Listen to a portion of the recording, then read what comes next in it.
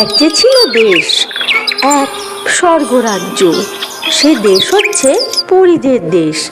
আজ তোমাদের পরীদের দেশে নিয়ে যাব, সেখানকার গল্প শোনাবো। সেখানে ফুলেরাও কথা বলে, গাছেরাও কথা বলে, আবার ঘরবাড়িরাও হেসে খেলে বেড়ায়। এ হচ্ছে রানী পরী, সুন্দরী, রূপবতী। তার রয়েছে দুই কন্যা, তারাও সুন্দরী, তবে খুবই ছোট। তার স্বামীকে সে খুঁজে পায়নি গত কয়েক বছর ধরে। কে জানে কোথায় হারিয়ে গেছে।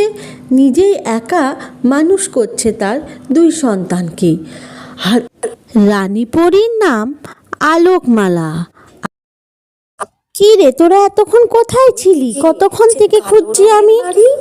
আর দূরে আছে এক কালো পাহাড়, ভয়ঙ্কর সেই পাহাড়। ওইদিকে যে কালো রঙের বাড়ি, অনেকটা দূরে সেখানে থাকে এক ডাইনি রাক্ষসী। সে নজর দেয় তার সন্তানদের দিকে। কি হবে এবার তার সন্তানদের?